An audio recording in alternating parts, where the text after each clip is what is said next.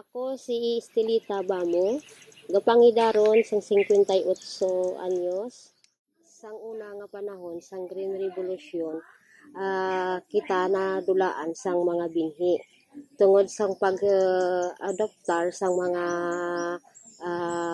rice sang iri nga nadula ang aton nga mga tradisyonal nga binhi.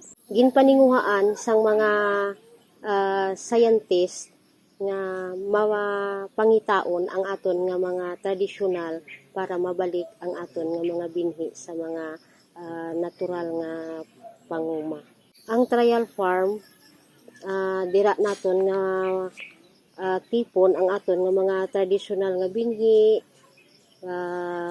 ihatag sa mga miyembro para ila alagaan, para nga maintain nga ang mga tao nga kinahanglan sang binhi nang may ara kita nga kuhaan. Pinaka-importante ang trial farm sa PO para may ara sila nga kuhaan sang ila kaugalingon nga binhi. Ila na alagaan kag ila man padamuon kag para may kuhaan sila sang ila nga kaugalingon kag may inog panghatag man sila sa iban nga PO nga nagakinahanglan. Sa karon nga ang aton binhi diri sa Baca Farm naga-total na sang 327 ka cultivars. Ang imlines naton naga-labot na sa 48 I mean.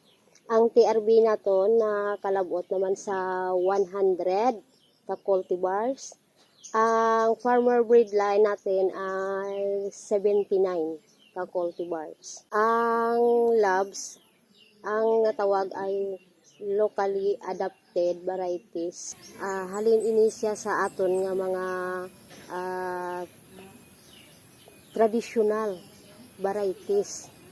Amo na ang ginatawag nga TRB. Dira nato na lang sa labs, dira kita na makuha sang aton nga mga sa component sang masipag may ara kita nga semi, ti amo na ang rice, ti may ara kita breeding, ti dira sa labs dira kita makuha sang aton parent material sang aton nga i-breeding sa trial farm naton.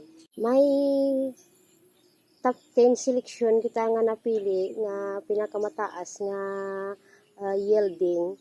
Amo ang kapapang EB16, Jasmine Red, RPG12-1R, Hubahib, Asusina, M204-2, Duhali B02, kag ang EMB2-1-2, kag GGE2-1-2. May ara kita nga nalantaw sa climate change resilience naton nga mga binhi pareho sang lubang, adaptability diri sa aton nga farm sa may Baca Farm, makita naton nga resilient siya kay nga bisan nagapangidaron siya sang 110 days kag i-harvest pero mabato siya sa init kag ulan. Kag isa pa dira nga nasulod nga ang hubahib.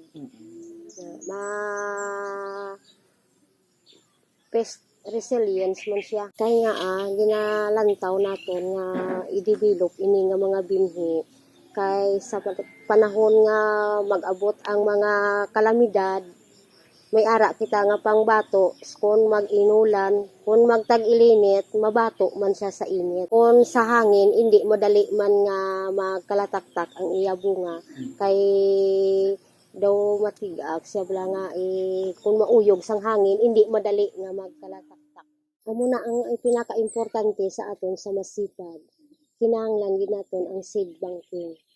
Nga may ara kita trial farm, may ara man kita nga dips, may ara kita nga sa DC naton, ang tanan naton nga nahimo diri sa Baca Farm, aton nga tipunon, kag halungan, alagaan, kag pwede man naton i-share sa aton nga mga POs kag mga mangunguma na nagakinahanglan.